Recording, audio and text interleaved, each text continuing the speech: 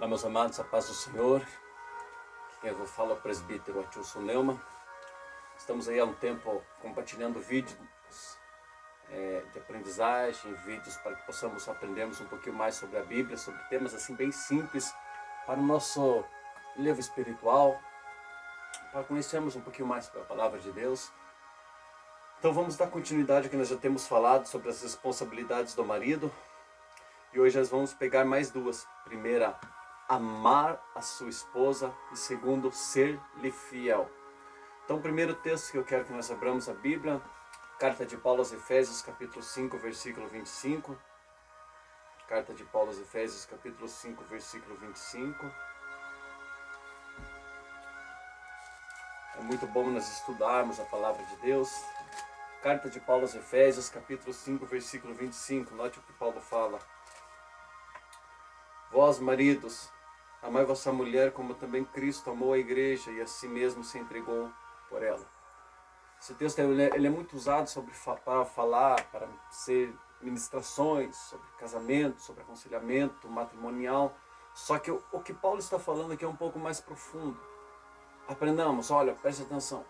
Paulo ele fala assim, vós maridos, amai vossa mulher. Primeiro está falando assim, amai a vossa mulher, ou seja, a vossa única mulher. Então note que desde o princípio, como nós já comentamos, Deus ele é totalmente contra a bigamia. Ou seja, Deus ele é a favor da monogamia, ou seja, o homem ter uma única esposa. Então Paulo está falando assim, amai a vossa mulher, respeitai a vossa mulher, a vossa única mulher, aquela que Deus lhe deu. Só que Paulo está falando assim, amai a vossa mulher assim como Cristo amou a igreja. Eu sei que a gente olhar assim, do contexto único, bíblico, assim, no começo, parece, você deve estar pensando assim, é impossível isso. Mas amados, na verdade Paulo está falando assim, amai a vossa mulher assim como Cristo amou a igreja e a si mesmo se entregou por ela. Ou seja, Cristo amou a igreja, se entregou por ela com o propósito de ver a igreja salva, com o propósito de ver a igreja bem. E é esse amor que Paulo quer que os maridos tenham com a sua esposa. O amor de querer ver a esposa salva. Porque tem marido que está nem aí para a vida espiritual da esposa. Se a esposa está orando, está buscando, está jejuando, está lendo a Bíblia, está em consagração, está em busca pela presença de Deus. Ou se a esposa está de qualquer maneira. Tem marido que não está nem aí. Então Paulo está falando assim, ó, desperte maridos. Ame a vossa mulher. Lembre que Cristo amou a igreja e se entregou por ela para ver a igreja salva. E esse amor brote também no vosso coração, de vocês quererem ver a sua esposa salva, de bem com Deus, tendo uma vida espiritual forte, tendo uma vida espiritual saudável, tendo uma vida espiritual de estar de pé na presença de Deus. Então é isso que Paulo está falando. Ame a vossa mulher assim como Cristo amou a igreja e se entregou por ela para ver a igreja sendo salva. Então ame também a tua esposa para que, assim como Cristo quis ver a igreja salva, vocês também possam ter esse sentimento no coração, de ver a sua esposa vivendo uma vida espiritual saudável com Deus. O que significa isso? Não que a vossa esposa tenha que carregar um fardo, porque tem muita gente que pensa assim, não, a esposa é só para cuidar do lar e o marido só para prover o alimento. Não, negativo. O marido também tem essa função de cuidar para que a sua família ande nos caminhos do Senhor. Por isso que Paulo fala para Timóteo a respeito do obreiro, que governe bem a sua casa. Marido de uma esposa só, ou seja, para que a primeira congregação do obreiro seja a sua casa, para que a sua família seja salva. Porque tem obreiros que querem salvar a igreja inteira, mas a família está se perdendo. Então Paulo está falando assim, ó, ame a tua esposa, cuide para que a tua esposa seja salva e tenha uma vida espiritual forte, de bem com Deus, que o casamento seja um casamento saudável, uma vida espiritual, matrimonial saudável. Por isso que ele fala em Colossenses capítulo 3, versículo 19. Note que Paulo fala em Colossenses capítulo 3, versículo 19.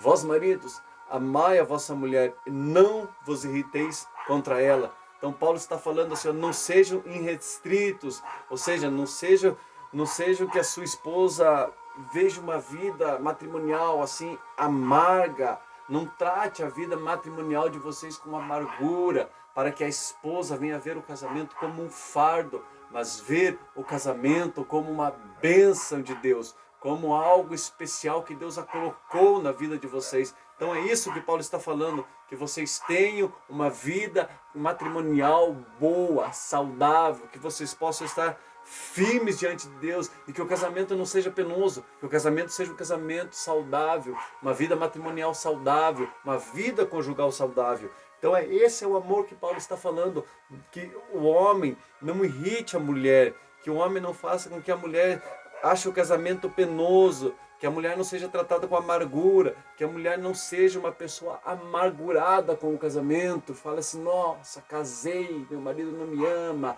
eu não tenho nenhuma felicidade nesse casamento. Não, Paulo está falando assim, ó, faça com que vocês tenham uma vida conjugal saudável, e para isso, ame a sua esposa. Então vamos entender aqui sobre um pouquinho sobre esse amor.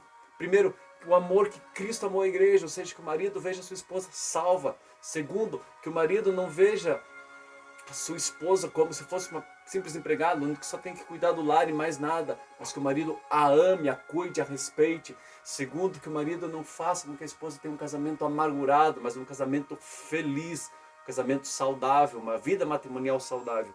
Esse é o que Paulo está falando. Então, primeiro, dever amar.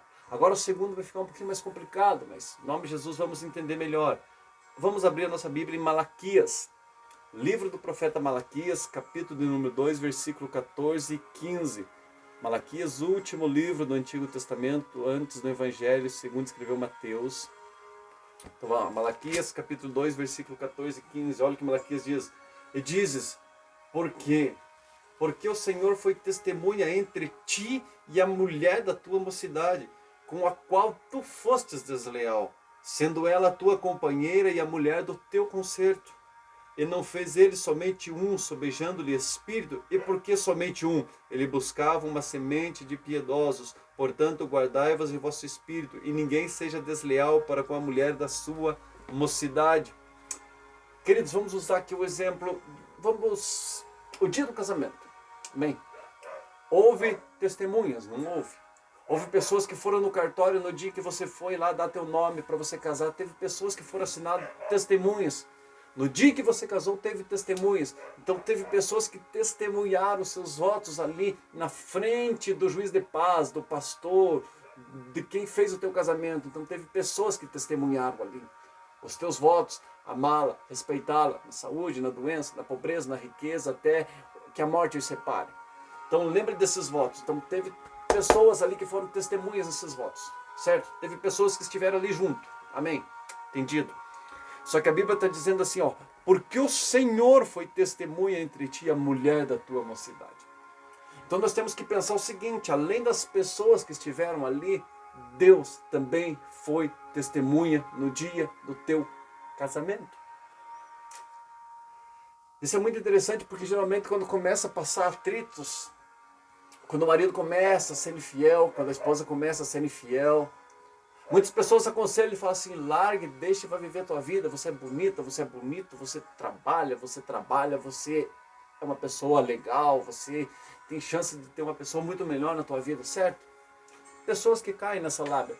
Só que quando nós olhamos para o que a Bíblia, ó, não é eu que estou falando, é a palavra de Deus.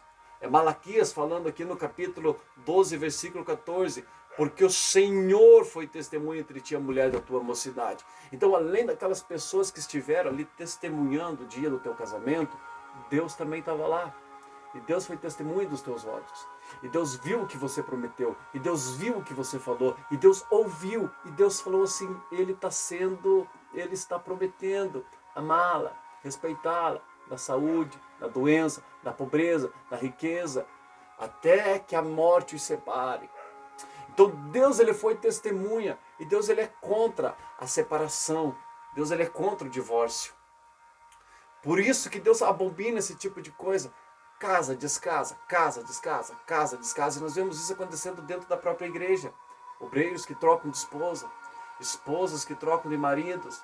Fala assim, não era aquele, mas agora Deus me deu o homem certo. Querido, Deus não é Deus de confusão. Quando Ele colocar alguém na tua vida, você vai orar, você vai namorar com o propósito de casar. Quando você casar, é aquela pessoa. Deus não é Deus de confusão. Então note que Deus ele foi testemunha no casamento.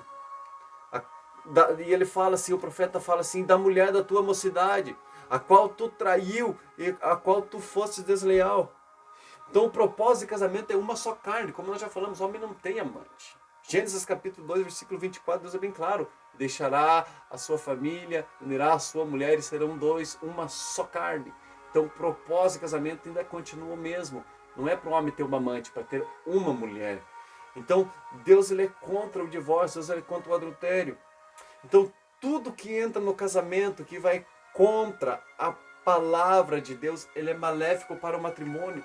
Tudo que você começa a colocar dentro do teu casamento, ele vai contra a palavra de Deus, contra aquilo que a Bíblia abomina, contra aquilo que a Bíblia fala, que é pecado, que é errado. Então tudo que você coloca, que vai contra o propósito e a vontade de Deus, ele é maléfico.